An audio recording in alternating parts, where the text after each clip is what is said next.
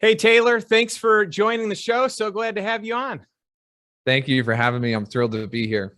Yeah, this is going to be a lot of fun. I think you and I share a lot of mutual friends and a good friend in Eric Van Horn. And Eric has Yes. just raved about you. And he's like, you guys are on the same page. You have to know each other. You have to just, talk about what you do. And so I've had a lot of fun getting to know you and learning about all the cool stuff you're doing in the world of entrepreneurship and investing. And I just want to say hats off, man. Congrats on all the success you've had. And I'm excited for you to share some of your story with our listeners today. Man, thank you. Thank you. I'm excited to get to know even your world even more. Eric raves about you as well. Funny. He's like, you gotta talk to this guy. So it's like, sign me up. Here I am. I love it. Well, so let's go back. When did you figure out that you were going to become an entrepreneur, right? Did you know this early on, or is No. this something that you figured out through like the pain of, corporate America, or, just maybe working for someone else that it wasn't a good situation? Give me the scoop. Yeah. So my wife, who was my fiance at the time, the first time that I ever thought, oh, maybe I don't have to work for a boss. We were like about to get married. It was like a week before we got married, and she just decided that she was going to take off for a week. And I was like, "What do you mean you're going to take off for a week?" She's like, "Oh, I'm just not going to work. I'm not going to take clients." And she owned a salon, and that was the first time I was like, "Man, I don't know if I'm just like dumb or I've been living like under a rock, but like, how can you take off for a week and survive?" Like, I had no idea that that world existed, and it to the point where I think in hindsight, sometimes I'm jealous of people who you hear the stories of like, man, I started my first business when I was 6 and selling lemonade. And like, I just didn't have that. Like, I didn't really know what entrepreneurship even was. My whole life, I had one goal, and I wanted to be in the ministry, and I wanted to be a pastor, which is fine. But I got that wish, and then promptly decided I no longer wanted to work at a church because you don't get paid. And it was like I got to figure something else out.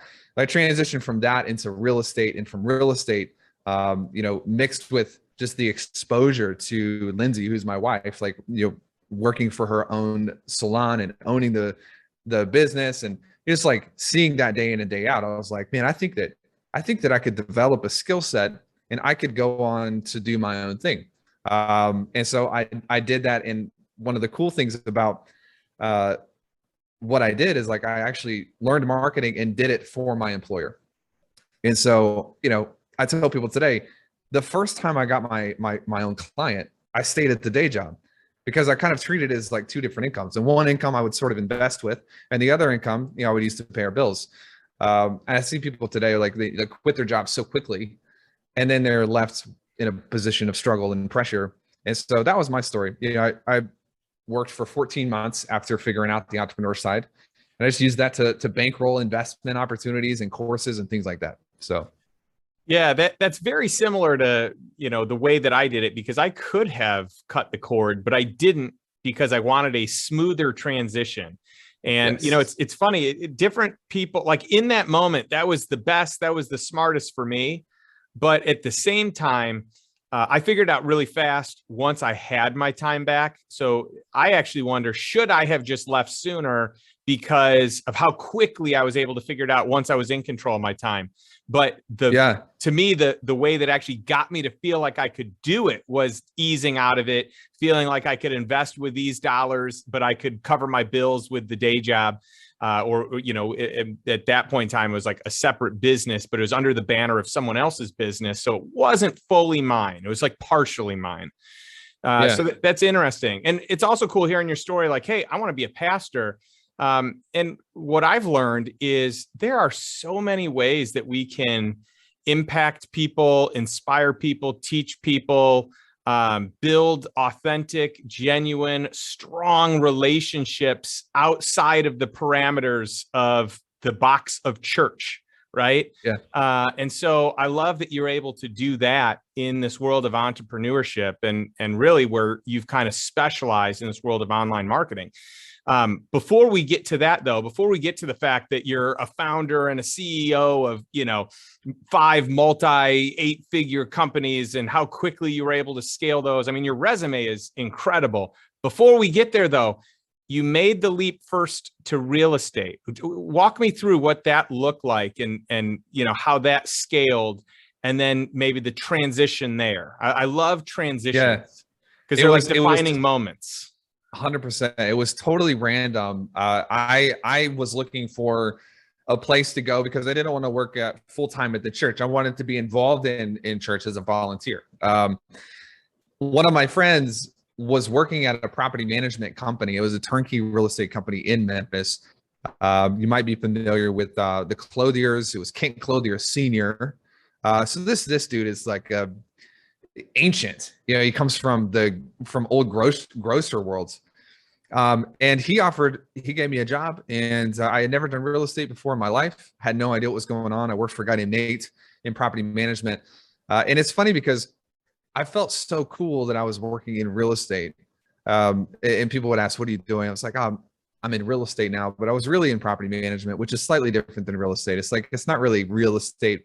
It's more of the cleanup side, the management side of real estate. But I learned how important it was. Nothing works without management, and nothing. Like it's the engine that makes everything profitable. And I inherited the head of maintenance within a couple of months in the property management firm. Memphis Invest at the time. I think they have a different name now. But we were managing 4,500, 5,500 properties. And so it was crazy, to go from having no idea what real estate is to then like really the bottom or the underbelly of the real estate empire, single family housing in Memphis, Tennessee. It's not the most, it's not a beautiful market. It's just talking about Memphis, where it's just like, blue collar, cash on cash is good. And one of the owners, whose name is Chris, one day was just like, we need somebody who can help us with the newsletter. At the time, the company wasn't doing a lot of marketing. Everything was mostly partnerships and JVs and things of that nature. And unbeknownst to him, I had started learning marketing because my wife wanted more clients. And I was like, I think I can figure this out. So I picked up a couple courses by John Carlton, who's a famous copywriter. And I started learning, and I was sending direct mail, Justin, to random houses inside of Memphis area. And she was getting clients from him. Wow. And I was like, oh my goodness, like, this is amazing. Like, we'll never worry about money again. Like, I'm the greatest marketer of all time. As little did I know, it's like I was getting lucky because I was taking templates and repurposing them. But anyways, I learned how to use HubSpot at Memphis Invest, and I started running the newsletter for the company. And so I think one of the things about me, and when you talk about the resume, but one of the things that I learned because of to be honest, like an incredible mom and dad. Like I got lucky or blessed or whatever you want to call it to have a father who trained me as I was growing up. My dad was the VP of sales at Allstate. And so he would drag me around to these stupid conferences. I was a kid and I'm like, this is a boring thing. I've never done anything this boring before. I've listened to Patrick Lencioni as a 12-year-old. And I'm like, what is this guy talking about? I don't care about any of this. And my dad would barter with me, and he would feed me Chick-fil-A to get me to go to these things. And we'd go play basketball afterwards. But man, there was something about it when I came of age, as you would say, or like I got into the workforce. I had this thing about me where I was just like, I'll do it. I'll become more valuable. Let me expand. Let me expand. Let me expand. Let me go over here. Let me go over there. And Kent and Chris and Nate and all those guys, they recognized that. And so they just kept giving me more, and as soon as they would give it a couple of months, I'd have myself worked out of the job with systems and people, and they would give me more. A couple months later, I'd work myself out. And eventually it became like, I'll never forget sitting down with Kent Senior. And I was like, I'd have to leave. I'm sorry, but like I'm making 35 grand a month on the side on weekends.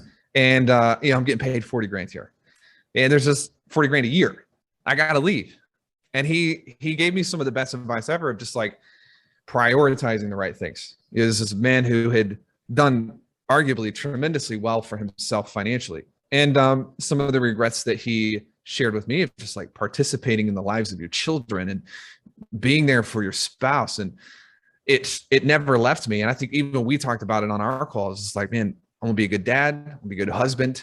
But that was my transition path, is like I learned marketing while at the firm, and then I got into the marketing world and forgot all about real estate. Didn't get back into real estate in 2019, several years later.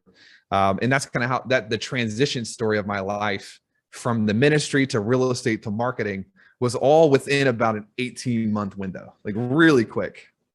Wow. It's interesting to, kind of go bird's eye view and look at the breadcrumbs that are left and this trail that you follow, right? It's like this one decision, and the trajectory that you had on is incredible. And by the way, we have so much in common, because when I first started in single family homes, I started on, kind of buying them and realized it takes a lot of money to buy a lot of them. And then I transitioned into maintenance and started a company to, to really be the maintenance arm of the largest institutional owners of single family home rentals, which is a huge business, huge opportunity.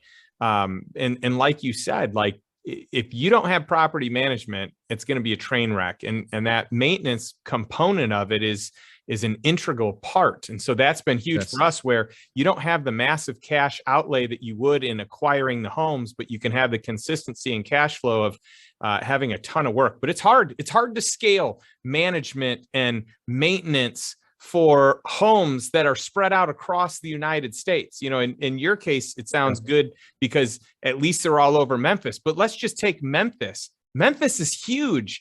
It's not like one apartment complex where you have 500 units all in one spot. Yeah. Even in the city of Memphis, logistically, it's a nightmare to coordinate everything that needs to get done. And so for us, we built this proprietary software that really helped. And we figured if we invested heavily on the tech side, we could transition and become a tech company instead of a service company, which was a really cool and strategic play. And we raised our money from S3 Ventures here in Austin, the largest Texas VC, based on being a tech company. So that strategy was good. What's that called? How do we get on that? It's IFM Restoration is the name of that company. And, we're all across the globe. And I think recently we've kind of moved, most of our clients are 10,000 homes or more, but I think we recently started lowering that number to like 1,000 homes. But in the right markets where we already have staff established, that's definitely a possibility. So, I mean, that space is booming, but it's work, right? Like there is an aspect of really needing to build out the systems, like I know that you're good at, because otherwise it's total chaos, right? I love though that you've been able to transition and say, hey, all right, I'm going to help my wife scale her business, and I want to make sure that I'm present in supporting her. I'm present for my kids. Another shout out to Front Row Dads, a group that I'm part of that is about being, really family men first and businessmen second, and prioritizing the family. And we're actually heading to Nashville, your neck of the woods, here for our event here in 2 weeks, 2.5 weeks, 3 weeks. Yeah. So that'll be really fun. And, I love though that you said, hey, let me prioritize this for my wife. Let me help scale her business. Let me figure this out. And then from that, because of wanting to serve her, you figure out this niche of a market that you are able to tackle and grow your wealth and grow your influence to a level that you may never have been able to get to with maybe just the church or maybe just in real estate. And I think that's incredible because you are a who's who in that space. And I'd love to hear you speak about that a little bit. Yeah. Which part? Really like just the online space of kind of coming into your own. And, I mean, basically you've advised and worked with, I believe like 50,000 individual businesses on a pretty regular basis across the globe. Right. So I'd love to hear about some of that story and some of that evolution, because you've got some monster companies now that you're the founder or co-founder of. 100%. One of the things, to go back to what you're saying, and then I'll hop into the more of the service online space. If I have a thread on my Twitter which I just discovered Twitter like maybe 9 months ago. And I'm like, dude, it's the best thing in the world and it's the worst thing in the world. And it just, there's not a lot of in between. But I have a thread on that that talks about some of the principles of focusing on service first, because you're right. It came from a place of wanting to serve my wife and then serve my company and then serve my clients. And when you're focused on servants, like service, things begin to grow exponentially just because of who you are. But the companies that we have now, believe it or not, like for the most part, they're running without me. I have a couple of projects that like I'm sort of prepping and trying to get flipped around for some items in the future. But traffic and funnels was the first one. And I started this with my business partner, Chris Evans, who's also kind of a, you can call him maybe an OG in the online space. Some of the bigger names, Todd Herman, Amy Porterfield, he was responsible back end of their business for running their ads and their funnels and their setup. And so we connected when I was transitioning out of the real estate space, because I was doing copywriting. You know, I learned the copywriting stuff from my wife, Lindsay, and I was like, this is so much fun. It sounds really kind of like, it sounds like a scam, like when I say it this way, but like I'm printing cash, like I'm literally creating money. As a copywriter, you create offers, you put them out to the market and people send you money. It's crazy. So I was in this headspace of just like, man, I want to take as many clients as I can. And me and Chris teamed up because he was running the advertising. And TF blew up into a monster. Like we didn't really see it coming. I think last year or the year before, we did like 75,000 customers for that business. When you look at that, you know, you're 10x that, and that's the amount of leads you're bringing in. So, you know, substantial, like, you know, 750,000 leads in a fiscal year. And then shortly after that, we got back into real estate. And shortly after that, we started a staffing company. And the thinking there was what does every company need? They need salespeople. They need copywriters. They need media buyers. You know, there's these different tranches that organizations need, and every organization needs it. And they're hard to find. Like staffing salespeople is not easy. Finding the right salespeople is a tough thing to do. And so I kind of got tired of training salespeople. And then what would happen, Justin, is these salespeople would get trained by me, and then they would be like, I can go teach sales, and they'd leave and start teaching sales. And it was like the third or fourth time this happened. I was like, I'm not doing this anymore. You know, I'm a abundance thinker. I want to let people go that are called to other things. But I was like, it's just so much work to develop these people, and then they move on. So we created a training for salespeople. And so now, rather than training people from scratch, they buy training. And then if they want to work for us, we staff them for ourselves, and we staff them for other businesses that need salespeople. And so last year, that business did like 1.6 million leads, like leads. From a customer standpoint, is 35,000 customers, 10,000 clients, like just ridiculous numbers. They don't make any sense. But when you find something that's really needed in the marketplace, it's high value to your TAM or your addressable market. Really the only limits on like that scale, the only limits is your thinking, you know? And so I think one of the things we figured out is like through exposure to people like yourself and different masterminds, and, you know, you can hack your thinking by being around people who think bigger than you. And once you figure that, it's game over. Like you don't have to go through 30 years to develop your own thinking. You can now all of a sudden, like I spend time with Justin. Justin thinks bigger than I do. And through osmosis, I begin to replicate his thinking. And I think that that's like the secret of the universe right now, man. Like imagine if we could go back to the 1800s and we can sit down and hang out with the Vanderbilts and Rockefeller. You couldn't do that. There was no access, no way to do it. So I think it's funny today when sometimes people develop a stigma with like, you know, paying for masterminds and paying for proximity. I'm like, man, it's one of the biggest gifts to our generation is the ability to pay money, which is cheap, for experience, which is expensive. The trade is beautiful. And I figured that out. And that's like the rocket ship growth is from the proximity to the people that are better than I am at certain things. I don't know if that makes sense, but it gets me excited talking about it.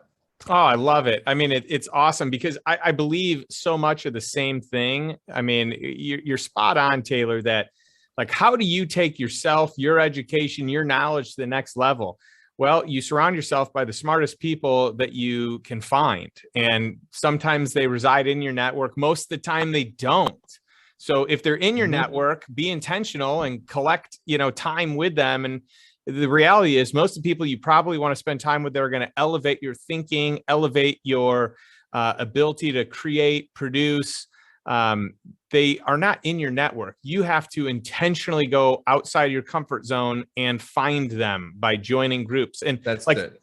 the Junto group is like the original mastermind, like the group that Ben Franklin and some of the greatest minds that ever lived, like they were part of this small little mastermind get together. And, masterminds have kind of grown since then into what you have and what I have.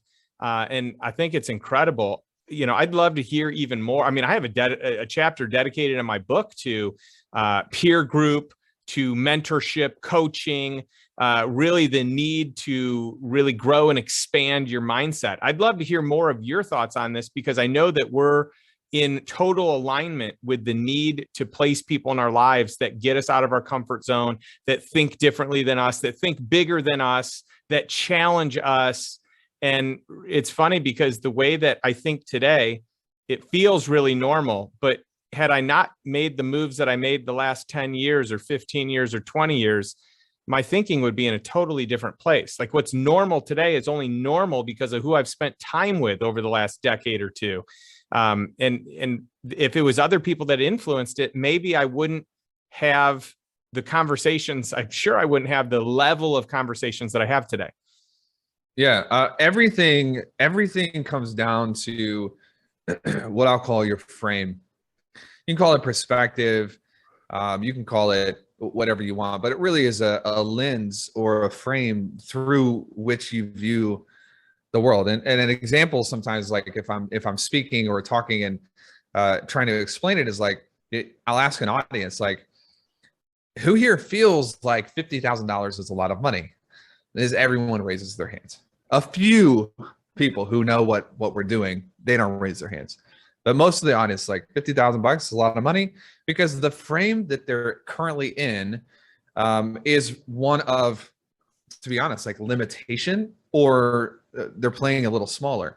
And then I'll change the question and I'll say, imagine that you are unable to work, you're in a catastrophic accident, and $50,000 is the amount of money you have to last the rest of your life. Who here feels like $50,000 is a lot of money? Nobody raises their hand. The frame changed, and therefore the answer changed. And life is just like that. Life is the same way. Like, depending on the frame you have, and frame comes from exposure, frame comes from people. Like everything, I tell people, everything starts in the mind. And it's funny how majority of society does not want to believe that. They don't want to accept it, because if they accept it, that means that it's not the president's fault. That means it's not capitalism's fault. It means that all of the excuses and the things that we've used to incubate ourselves from responsibility no longer work. And the best part about what I get to do, and no doubt, like I already know this is the best part of what you get to do as well. Like you probably enjoy this way more than the money, way more than anything else, is unlocking someone's frame, seeing their eyes change, and like, oh my goodness, you're right. Like I can do this.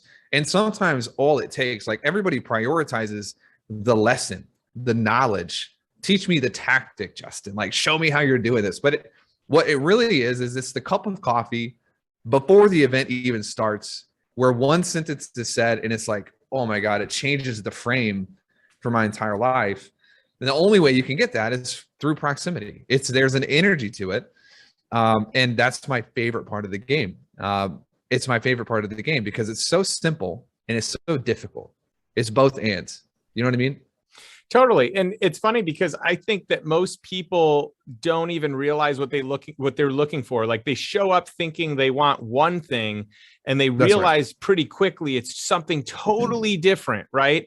And with some people, it's hard for them to mentally justify a big expense. Like for me, I've invested in myself my whole life. I've spent, easily over $1 million. I had one coach that was $250,000 to coach with him for the year. And my friends thought I was crazy, but that $250,000 investment netted me significantly more. I mean, it's been an exponential return, and playing the big game, the long game, it's easy to see that. Playing the short game, it's like, wow, like you could say 50,000 or 250,000 is a lot of money or it's a little money, but what's the value? Like, what value do you get? What's the return on that? If you can spend $50,000 and truly buy your time back, is that worth it? I think most people would say, yeah.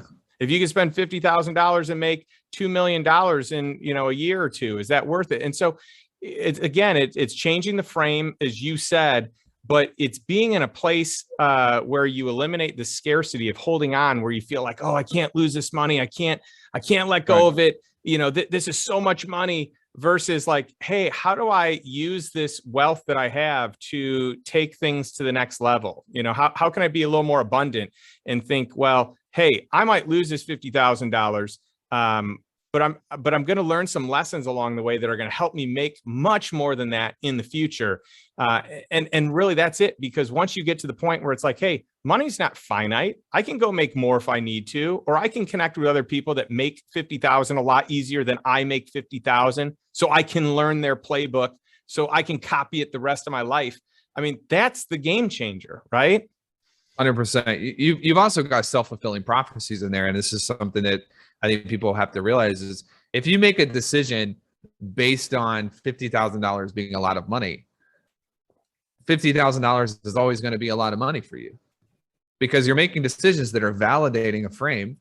And sometimes the fastest way, and I'm not advising, and neither are you, we're not advising to go off buy a Ferrari just because you want to change your frame. But sometimes you have to realize, hold on a minute, the vantage point from which I'm making this decision is going to validate a vantage point that I no longer want to live in. So it's hilarious. Like, people will get on the phone with our reps or whatever, and they're like, man, I'm only making, $200,000 a year. And I'm sick and tired of only making $200,000 a year. They're like, well, for proximity to us, it's 25K. And they're like, oh my God, I can't afford 25K. Well, you're making a decision from a circumstance that you said you're sick and tired of being stuck in. And so your choices are validating the current reality perpetually, forever. And sometimes the fastest way to break through that is you get into a position that you want to be in, and you say, what would I make the decision on if I was making $1 million? If I was making 1.5, 25K wouldn't be as big of a deal. And you can behave your way into a certain frame. You can behave your way into feeling a certain way, and you can behave your way into circumstances. And so self-fulfilling prophecy is a big deal here, because people stay stuck because they can't make decisions outside of the scope of their current circumstances, which makes it perpetual. It just spins and spins and spins. Yeah. And here's something else. So I love that frame. I love you discussing that self-perpetuating nature of being in scarcity and remaining in scarcity. Something that I learned that was pretty valuable for me, early on in my life, it was pretty easy to set the goals of like, hey, I want to earn this. I want to earn X dollars, or achieve this much, or save this much, or invest this much. And that is really easy when it's kind of coming to you.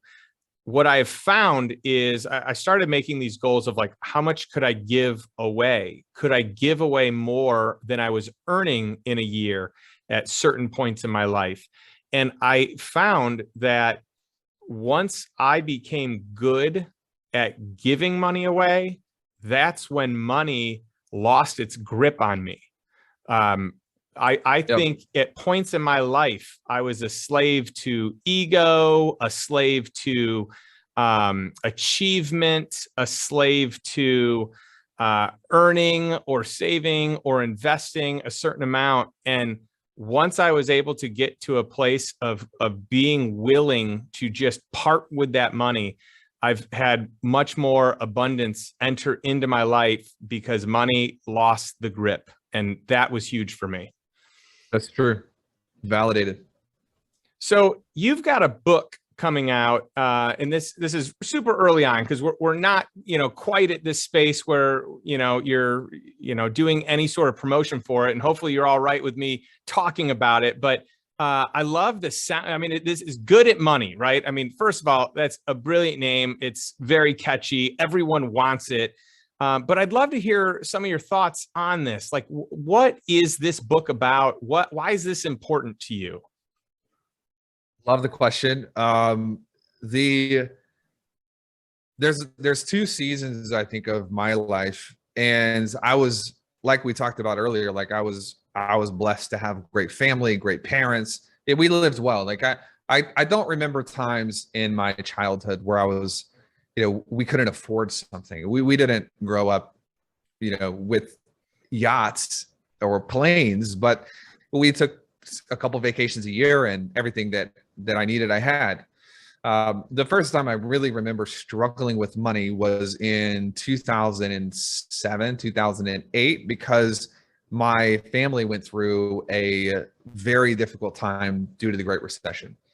And my dad lost his job, and I was just coming out of high school, and honestly, it was bad, man. Like, for the first time, I was like, I have to go pick my mom up because they don't have gas. That's bad. Like, that's when you compare and contrast from how I grew up, that was a really bad position. My mom was working at Starbucks, and she didn't work the entirety of my childhood. She didn't have to. My dad was able to take care of us. And I kind of learned the hard way that just because you grow up with something doesn't mean you learn how to control it. And I had no control, and I had no idea what was going on. I just knew that money was in my bank account. I almost, one month I was like about to get kicked out of my apartment from my roommate because I didn't have money because I got laid off shifts. And so it was really bad. Like, it was a fight for me to figure out. All of a sudden, like, I'm used to calling dad or my mom if I needed something, and I can't do that anymore. And so when I got successful in the corporate world, and real estate and marketing kicked off, like, you got to realize I'm going from a position of not having that much to like multiple millions of dollars just sitting in a bank. I have no idea what to do with this money. Our first tax bill was like almost passed out. When you go from making like you make $150,000, 250,000, 350,000, and then just 18 months later you have a 7-figure tax bill. It's like, wow. That's why we're in real estate now, which I'm sure you talk about and teach inside of your stuff, is like, how to take care of your tax situation. But good at money for me is the documentation of the lessons that I should have learned as a kid, but didn't learn until later on. And it's just most of humanity, most of society, when they're looking at, can they afford something? Where do they look? They look at their bank account, right? Do I have enough money? And it's like, no, it's all wrong. Look at your plan. Don't look at your account balances. Look at your plan. How do you set aside money for taxes? How do you become more valuable, but not just valuable for the sake of value, but actually negotiating that value for more money and negotiating raises? What's happening in the fiat system? What's the Federal Reserve even doing? Why are bonds flipping upside down? Like, there's some stuff where we get into the book where it's like, let's talk about what happened when the gold reserve stopped and how that spiked inflation, and really teaching people how to build a plan for their life, a plan for their money, so that they are not on a hamster wheel working forever. If you make above $200,000, $250,000 a year, reasonably, you should have enough control over your income so that the next 10 years, you're able to kind of escape that madness if you want to. But people aren't taught that because it doesn't service the system. It doesn't service the economy to do that. And so I'm passionate about the topic simply because money is like that. It's one of the top reasons for divorce. It's probably the most emotional topic that people get stuck into, is when they have a lot, life is good. When they don't have a lot, life is bad. And it's like, I've watched enough people, their identity changes when they get rich, and then it changes again when they lose it all. And it's like, whoa. Like, money is in control of you right now. Like, you're not in control of this.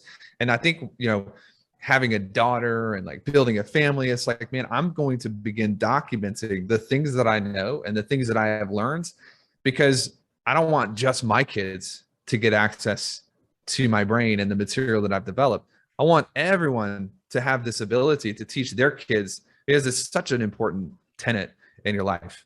So we can go on and on and on about this. But it's one of my favorite projects right now, because it's simple, while at the same time, it can help anybody build a good enough plan so that they're living their lifestyle the way they want, and they're still preparing for the future in a way that is not stealing from them. Yeah, this is powerful. I mean, there's so much that I want to extrapolate from what you just said. And the reality is true. Most people are not good at money. Why? Because most people rely on a system that doesn't work. The system itself is broken. The system is obsolete.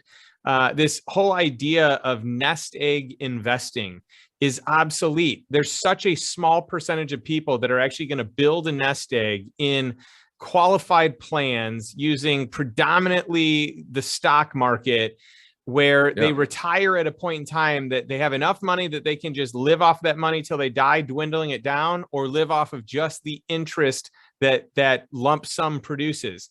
And most people don't realize until they get there that plan didn't work. And now they're out of time and out of luck. Yeah. And that's not even to take into account, like, what if the stock market crashes right when you want to retire and your net worth is cut in half? So, and really the powers that are influencing the financial education in our country and all across the world are the institutions that want our money. There's a conflict of interest and there's a misalignment. And to me, I don't like when other people make money, even when I don't make money. That does not feel good to me. You can find this in both the public and private markets, but you can structure deals and investments where that's not the case. And you can find people that only make money when you make money, and there's a total alignment.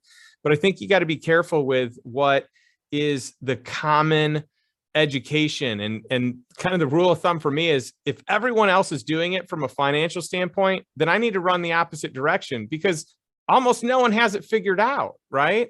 That's right. So I love this book. I'd love to know more of what you're teaching, because I know you talk definitely about asset protection. I know you talk about, investing as well. So part of it's like, how do you make money? And then part of it's like, how do you ensure that no one takes the wealth that you have built? Yeah. And even into some of the nitty gritty of like, how do you track your money? There's this thing where it's like, when people start making good money, they just stop budgeting. Man, I don't know about you, but like when I think about budgeting, I think about like my plan for future money. It's like, how do I tell my money what to do? Like, or let's reverse the control here. And like, I'm going to give the money in my accounts a job to do. And if it doesn't do its job, then I'm going to hold it accountable to that. And so really not looking at tracking and budgeting and some of these things that are just kind of like negative connotations, not looking at them from a place of weakness or slavery, but looking at them from a place of control and power. It's like, the better your planning is, the more your money will do for you long term. We get a little bit into some of the asset protection, not a lot though. I think some of it, but just because like, you need to have, you need to have a will and testament, or you need to have a trust, or some of the softwares and the technology that I'm able to use today just to set my estate up. We get into a little bit of that, but I think this will turn into a series, over time. Like the first one is good at money. The second one, it might be good at deals. What does deal structure look like? Good at real estate, good at marketing, good at business acquisition. Like there's so many different topics that you can't put everything into one book. But I think this is kind of the central cornerstone piece, because if you can't control your money, there's very few other things in life you're going to be able to control. It kind of starts with your resources. Yeah, I love that. I love the framework there. There's just so many directions that we could go, but overall, it's smart to have a financial plan and to track it and to do so with regularity, even if your plan is just, what does it cost me to live on a monthly basis? And how much then do I need to make to cover that? And then how much do I want to, like, what does the ideal lifestyle look like on a monthly basis? Generally, it's a lot easier to get to this ideal lifestyle than people think. And when you break it down, at least on a monthly basis, right? And when you break it down, it's like, oh, well, that's actually reasonable. That's achievable. And it gives confidence to being able to move towards it. But I think at a bare minimum, at least knowing what it costs you to live, like survival income, at least what it costs you to live your current lifestyle, and then maybe where you want to go. What would be an inspiring life where you would feel excited, fulfilled? What does that look like? What are you doing, and what does it cost for you to be doing that? 100%. Yep. So this said, I think another interesting topic that we could get into is cryptocurrency and Bitcoin and reserve currencies and sovereign currencies and where the value of the dollar is going to go. Do you have any thoughts on that you want to weigh into? Yes, absolutely. I discovered cryptocurrency, and again, you could be like, man, Taylor lives under a rock. I really kind of do. Like, I focus and I go blinders and I just zone in. But when I discovered that, just the idea of Bitcoin, like, because everybody's talked about it for years, but it's kind of like, oh, whatever. No, nobody cares. When I actually got into the technology, it didn't stop there. I went into Ethereum and then Solana and then NFTs, and like just became like obsessed with it. I fell in love with the idea of a store of value that cannot be manipulated by one organization for power.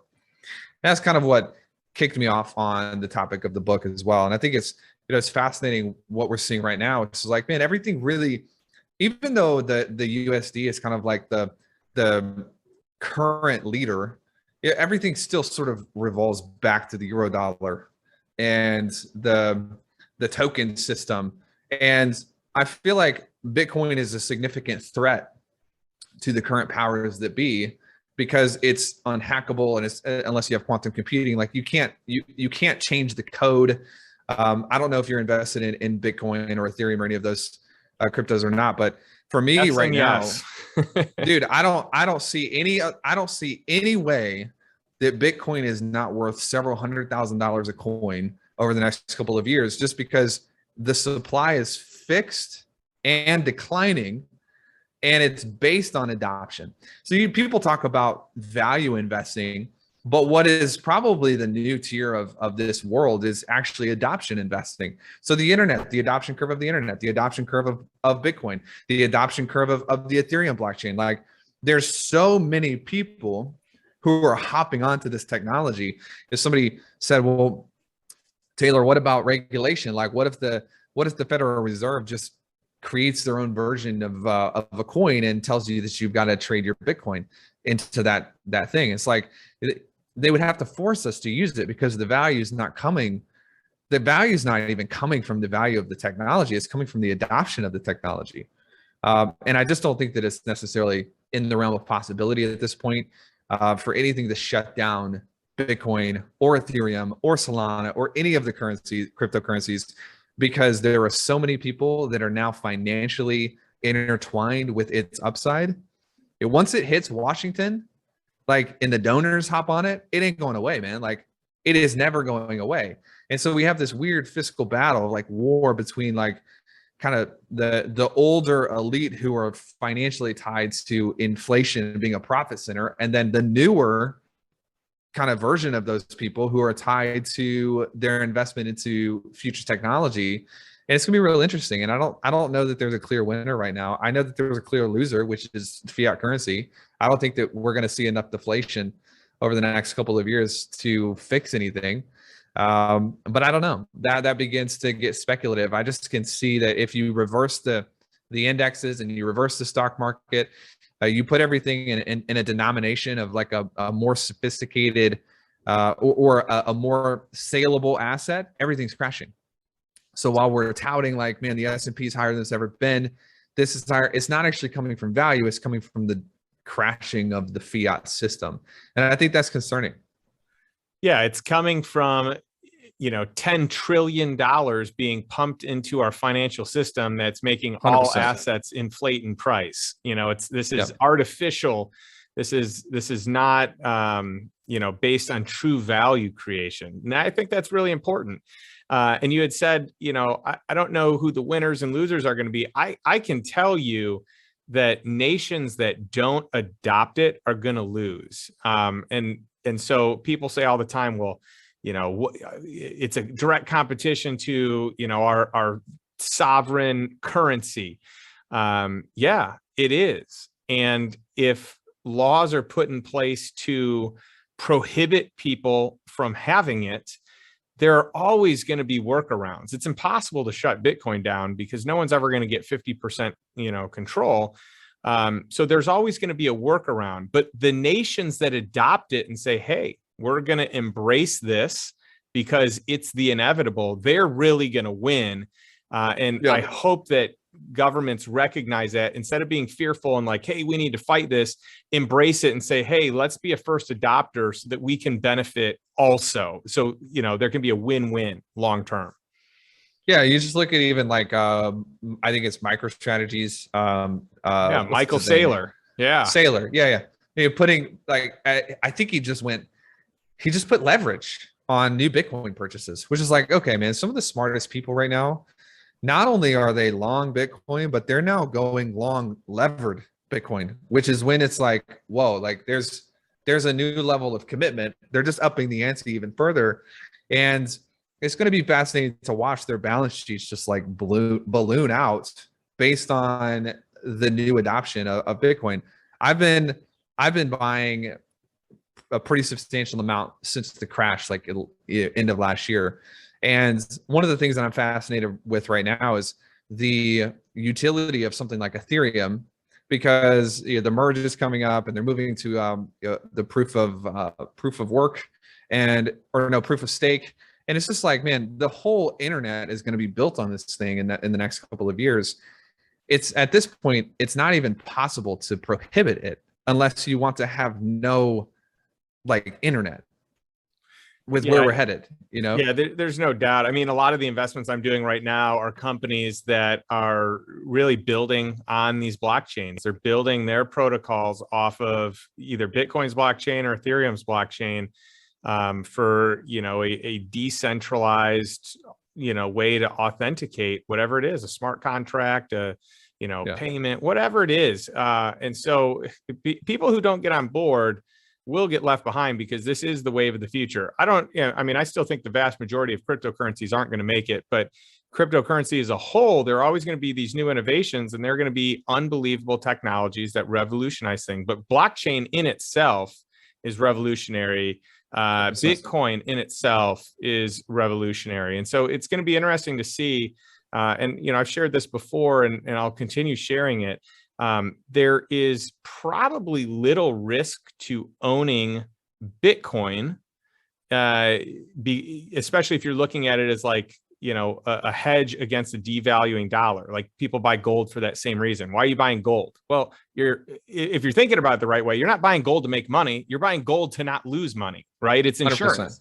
And so Bitcoin, so even if you just put like, and again, this is not financial advice, but what I share all the time, it's like, well, why not have 0.5% or 1% or 5%, in, some of these cryptos or specifically in Bitcoin, maybe it's just Bitcoin and Ethereum, whatever that split looks like, because it's probably not going to zero. But if you are just sitting in cash, it's becoming worth less.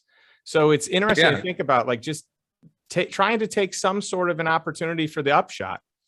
But here's the thing, like even as a secondary opinion on this, what is the point of gold? There is no point. In the when was it, like 1918 or whatever, when we took the first step towards like the coming off the gold standard, literally you had to turn in your gold or your gold receipts or you go to jail. Like the United States took your gold and forced you to sell it to them at a predetermined price according to the US dollar. It's almost a mind switch of things that are physical can be taken from you and things that are digital cannot. And so you have the majority of the population who's like, whoa, this is a picture of a monkey. It's digital. You don't really own it. It's not a real thing. It's like anything that is a tangibility can be taken from you. And I feel like we're approaching this place. Like Peter Schiff wants to talk about gold and stuff. It's like, do one thing good with your gold. What are you gonna do? Like try to go buy Taco Bell with it? Are you gonna? How easy is it to convert? Like he may be talking about ETFs and whatnot, but there's really no utility in gold except for it's difficult to produce. That's it. So when people are like, "Well, Bitcoin has no real value," it's like, what are you talking about? Like nothing has any real value. The backing for fiat currency is planes and military and agreements. The backing for gold is just you can only harvest 2% of extra supply. We've got this technology that has like vast and far-reaching utility. It just almost doesn't even make sense to buy gold anymore. Put all of that into something that is like digital. Yeah. And it's That's my interesting. A lot opinion. of people, talk about the ETFs of gold without recognizing that that means there's counterparty risk. So like if you're going to do gold and silver, you should own it. You should physically own it and have it in your possession or have it in, another jurisdiction overseas, to the amount that you're legally allowed to without disclosing, or disclose if it's at that level. But sometimes it's nice to have, I think it's good to have assets in other countries and, outside of the borders of your own country. And I think it's really smart to just diversify into different things. So I'm not opposed to gold as a hedge to a dollar. I'm very fine having gold, knowing that the utility maybe isn't to do something. It's just to protect against my dollar that would sit in my bank account and go, and become, 10% less valuable. Right. Dumb. Don't do it. Well, here's the thing though. Let me ask you this. If things hit the fan in a bad way and you've got gold stuck in a locker somewhere, what are you gonna do? How are you gonna get it? Like you can execute trades on it and whatever, but to me, the utility of gold is expiring, and maybe there's still some life in it. But when I look at your gold, maximalists, I'm just like, yo, man, you're headed in the wrong direction. Like the world is digitizing everywhere, like the NFT technology and the blockchain. And to me, it seems like there's one holdout, and it's kind of like these tangible. We're not talking about gasoline where it's like, or commodities or plastic. Like I'd rather own a bunch of plastic right now or windows than gold, because at least with windows, there's such a need for them that I can do something. Gold is worthless. Like there's no point in having gold unless you're gonna make a hammer and go out and harvest your crops. It doesn't, to me, I'm the opposite of that, where the things required for gold to be valuable are civilization. Yeah, I think if we lose that, we lose the utility. Yeah, I think the danger is being a maximalist on any single thing, because there's so many opportunities, and the goal is to have a piece of each of them, or as many of them as you can get your hands on, right? Hey, this has been incredible, Taylor. I really appreciate your time. Where can our audience learn more about you and all the cool stuff that you're up to? So easiest way is I'm on Twitter. I'm active on Twitter. They can go to the site, taylorawelch.com. The team, we actually put together a training specifically for your crew. This is a free gift. I did an event because the book that's coming out in a couple of months, I had to create a bunch of graphics and doodles and concepts. And I just said, I've got to do this anyway. So I'm going to sell an event and have people hop on and just hear me talk about money and fiat and things like that. So we sold $1,500 tickets. We did this event. We talked about inflation, fiat currency, investing principles that they're probably very aligned with yours. And so we've put it together, something for your audience. It removes the payment. It's totally free. It's just a gift. People can go through that. taylorawelch.com/lifestyle. And then anything on social media, hit me with the message. I love engaging with people. Twitter, Instagram, Facebook. It's all the same, Taylor A. Welch. And then we got to have you on our podcast as well, and drop some knowledge bombs. So. Well, I'm excited. Thank you so much for your generosity and for your expertise and just sharing all the cool stuff that you're up to. I want to leave this episode the way I leave each one, and that's this. What's the one step you can take today towards financial freedom and towards a life that's truly on your terms, not by default, but by design? We'll catch you next week.